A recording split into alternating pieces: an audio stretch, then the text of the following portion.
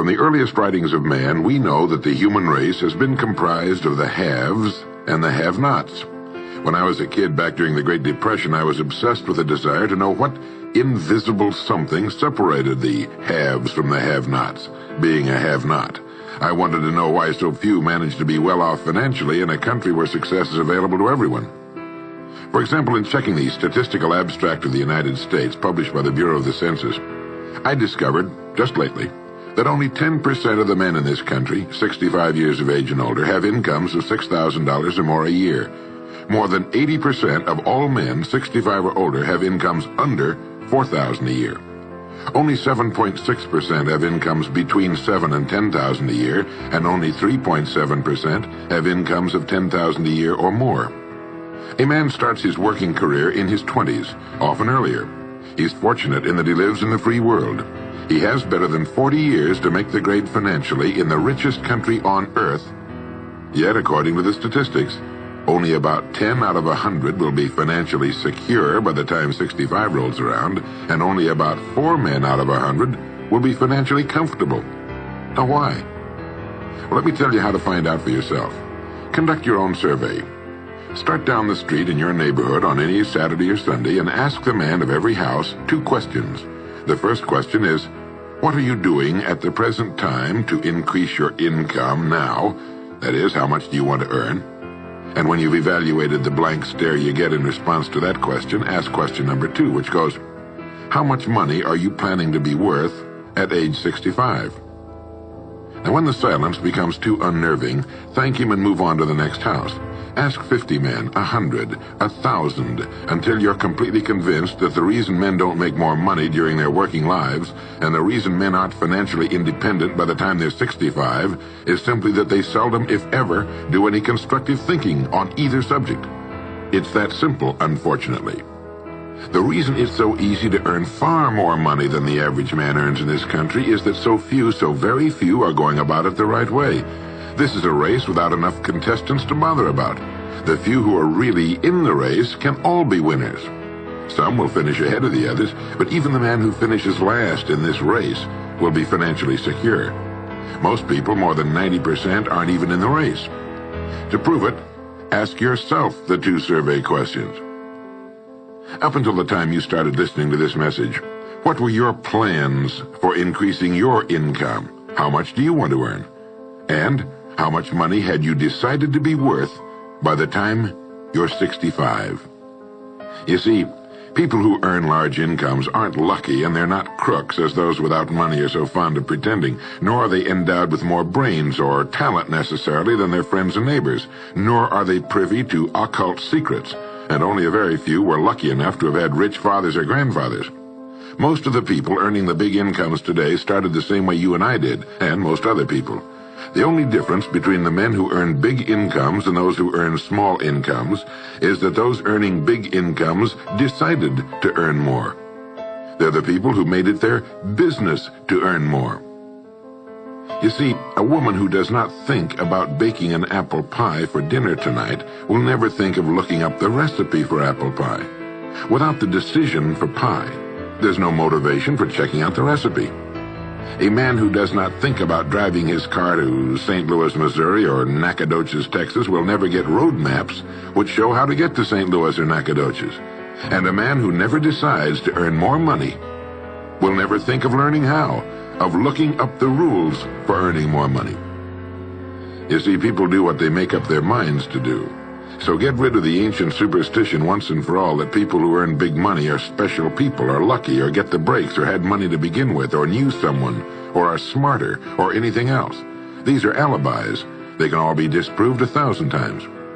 The reason there are so many of these alibis around is that men who fail to make the grade financially are seldom honest enough to just admit that they really didn't try and keep trying. So in order to justify their failure, in order to remain seated, they dream up and pass along these old alibis. We're all self-made, but only the successful will admit it.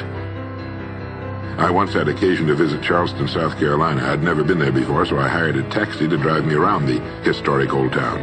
I particularly wanted to see the battery where that famous shot was fired on Fort Sumter. Along this beautiful drive, some of Charleston's oldest and finest homes look out over the bay. I commented to my cab driver on what lovely homes they were, and he said, yes, some of those homes have 40 rooms. And then he thought a moment and he said, and every one of them is owned by a crook. This is how the have-nots justify themselves and their lot in life. I didn't say anything because I didn't feel I was entitled to advise him or try to straighten out his thinking. This is a free country where as long as he doesn't hurt others, everyone has the unalienable right to be just as wrong as he wants to be. As Thomas R. Lounsbury, the American scholar and educator, put it, we must view with profound respect the infinite capacity of the human mind to resist the inroads of useful knowledge.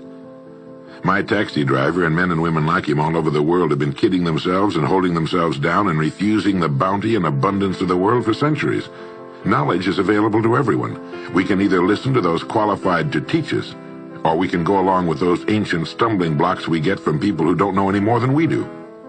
The truth, incidentally, about those homes along that beautiful drive is that they were built by the men and women who made the largest contribution to the city of Charleston. In just a moment, I'm going to give you the formula for getting rich, but before I do, I want to remind you of something. Before a jet pilot begins his takeoff from an airport, he carefully goes over a checklist, item by item. He does this not only because it's required by law, but because he cannot afford to trust so important a job to his memory alone. He has another checklist that he goes over just as carefully before he begins his letdown at his destination. He does this without fail every time he takes off and every time he lands. Well, I think living successfully is as important as flying an airplane. And because of this, I think each of us needs a checklist too. And that's why there's one included with this cassette. We need a checklist to go over item by item before we take off in the morning and before we drop off to sleep every night. So I want to recommend that you affix the checklist to your bathroom mirror. Stare at it as you brush your teeth in the morning and stare at it again as you prepare for bed at night. Go over each item, and as you do, think of what each item represents. Now here's number one. It's the formula for getting rich. It also explains why you're in your present position, whether you're earning $6,000 a year or $16,000 or $60,000 or $600,000. It applies to every adult, whether he's employed or unemployed. It applies to the richest man and to the poorest, and every person in between. And here it is. Our rewards in life will always be in exact proportion to our contribution, our service. Now that's what the formula means as the first item on your checklist. Memorize it. Our rewards in life will always be in exact proportion to our contribution, our service. Listen to it, think about it until you know it emotionally as well as intellectually.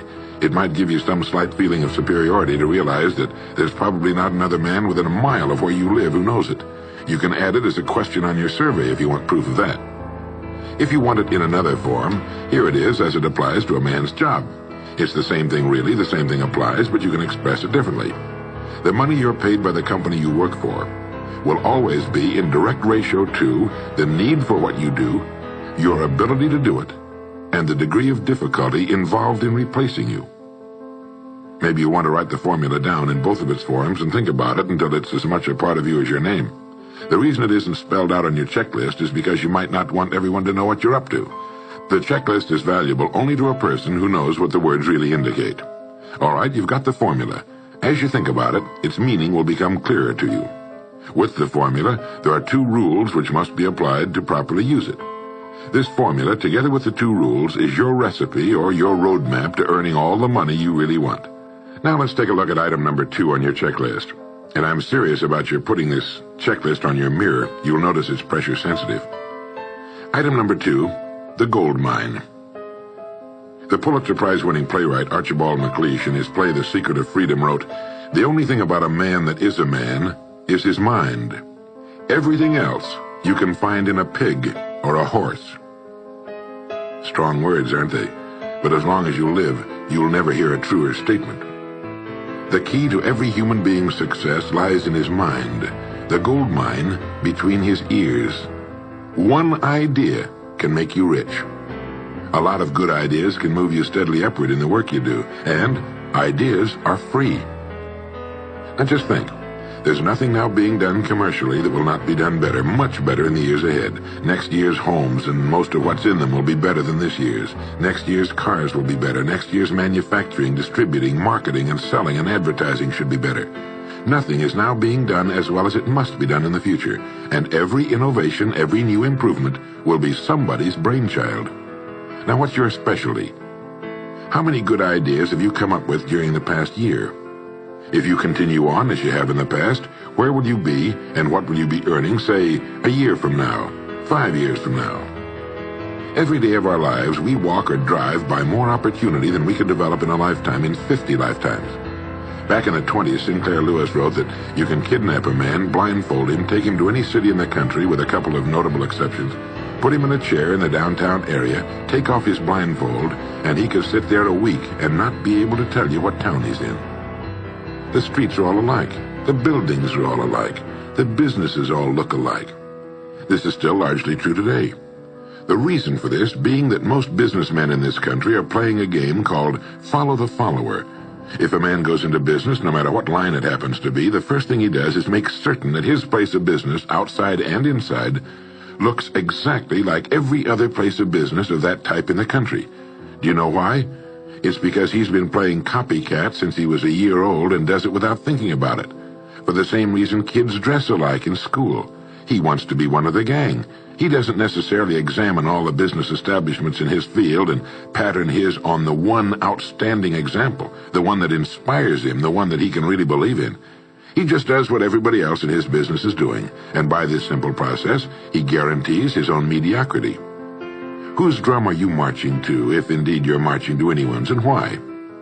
Remember, whatever you now do for a living will be done differently, quite differently a few years from now. Never in the history of mankind have the opportunities for all of us been so great. But the great majority of people will be the beneficiaries of progress, not those who bring it about. Which group are you going to belong to? If you want to be a contributor, not just a beneficiary, here's the first rule. It appears on your checklist as the gold mine. So, think. Think deliberately and with a purpose. Use the gold mine between your ears. Begin by thinking at a special time every day. Back during the Depression, a New York lumber dealer was growing rich while other lumber dealers were going broke.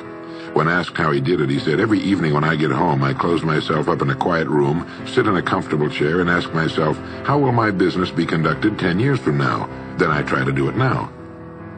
Instead of competing with every other lumber dealer, which is what they were doing, he was creating. He was doing the very thing man was designed to do, the very thing man does best. A company growing at the rate of 10% a year will double its size in less than 8 years. But a man can improve his effectiveness 50% or 100% a year or more. The experts tell us that every one of us has within him deep reservoirs of ability, even genius that he habitually fails to use. Well, let's begin now to reach into these deep, rich areas of pure net profit and use more of our real abilities. Let's think. Here's the best way I've found to make yourself think.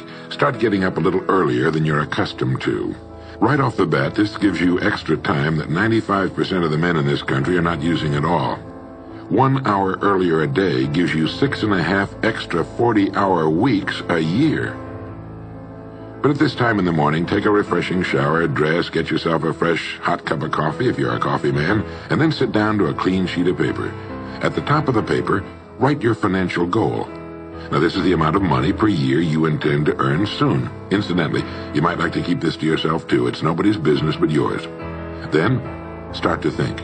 Think about your goal and what it'll mean to you and your family. Then see how many ideas you can come up with to help you reach that goal. Ideas to improve what you now do for a living. Ways of increasing your contribution to match your income goal. You know, jobs don't have futures. People do. No matter what line of work you may be in, there is within it more than enough opportunity to last a lifetime. You don't have to think of brand new ideas or revolutionary new ways of doing things, although you well might come up with some. Think of ways of improving what is now being done. If you are to increase your income by the amount you've specified, you must find ways of increasing your contribution, your service. And the key to this is to be found in your mind, in that gold mine between your ears. Try for 5 ideas every morning and write them down, and save those sheets of paper in a special idea file. Many, perhaps most of your ideas will be worthless, but some of them will be very good. A few will be excellent, and every once in a while you will come up with something really outstanding. You see, 5 ideas a day is 25 a week if you don't think on weekends. Now that's more than 1,000 ideas a year.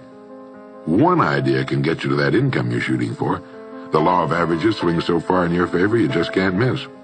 Try to develop a sense of expectancy. That is, try to hold the feeling that the goal you're shooting for is a sure thing, and that it's only a matter of time before it's realized. You know, Henry Ford didn't start making cars until he was 45. A friend of mine started a new company at 65. He's still going strong, and his new company has sales of better than $300 million a year. It's almost never too late. Try not to think of things outside of your own line of work or whatever it is you're most interested in. To think well and profitably, you must discipline your thinking. Keep it on course, controlled, keep it in one field, specialize. Now for the final item on your checklist. It appears as the word. And the word is attitude. Attitude has been called the most important word in the language. William James put it this way. He said, "The greatest discovery of my generation is that human beings can alter their lives by altering their attitudes of mind." Now this is something to think about. Can alter their lives by altering their attitudes of mind. It's another way of saying we become what we think about. Look at it this way. Your total environment, if you've been an adult for any appreciable period of time, your total environment is a reflection of you as a person. The house and the neighborhood in which you live, the car you drive, the clothes you wear, the job you do, the people with whom you regularly associate. Your total environment is an exact and merciless mirror of you as a human being. Now, if you feel your environment can stand some improvement, you have only to improve your attitude, and your world will gradually change to reflect the changing person.